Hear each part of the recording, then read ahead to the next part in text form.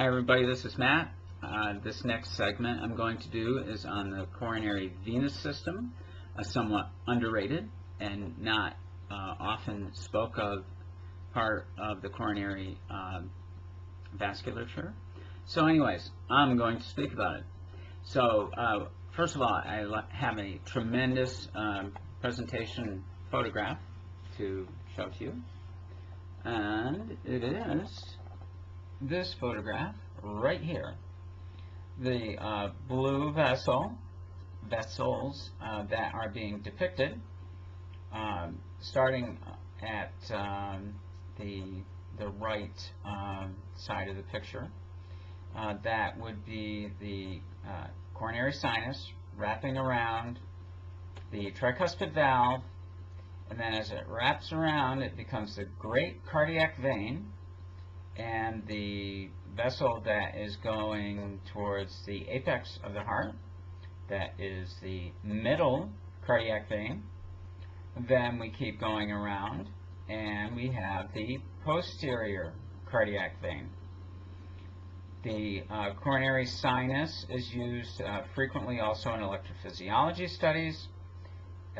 They can place catheters around the coronary sinus into the great cardiac vein and around to the left side of the heart, around the mitral valve, and they are able to potentially detect ventricular tachycardias that have a foci or an origin on the outside of the heart, or the epicardium as it's called.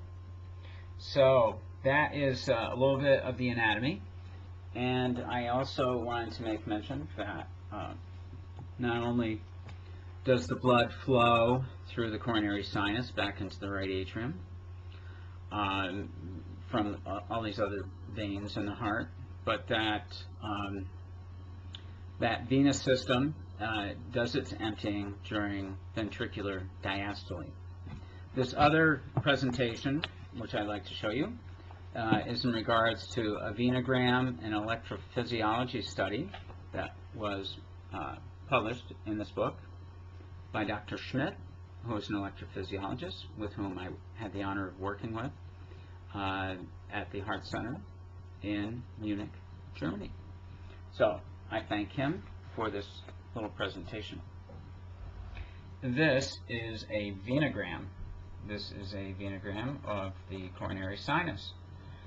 This is a presentation as part of an electrophysiology study of a Wolff-Parkinson-White patient. And if we just pan over to the signals that were obtained, you will see noted here the specific electrodes, and they're labeled CS1 through CS5, and indicative of a Wolff-Parkinson-White study is the inverted delta wave, which if you look really up close, you can see them there. Okay? So the point being that the coronary venous system plays a very important role in both diagnostics and therapeutics of heart disease, specifically and many times electrophysiology. And electrophysiology is a very big field and growing field in regards to not only treating heart rhythm disturbances, but in treating heart failure. There are biventricular pacemakers that are implanted, and one of the leads is actually implanted in the middle cardiac vein, and the pacemakers are programmed such to coordinate the beating of the two ventricles such that it maximizes efficiencies and minimizes heart failure. So that's that whole other area of electrophysiology I'll go into in depth in the future. And that's essentially it. I just wanted to make note of the coronary venous system because it is part of the heart's circulation. I also wanted to make note that in regards to the oxygen content of blood that goes to nourish the myocardium, the heart muscle. 65% of the oxygen that is delivered to the heart cells is consumed. That is much higher than other cells of your body. Other cells of your body only consume, on average, about 25% of the oxygen that's delivered to them. So your heart is oxygen hungry, and it makes use of it, and it does a good job because it pumps oxygen to all the other cells of your body. So anyways, that's the coronary venous circulation.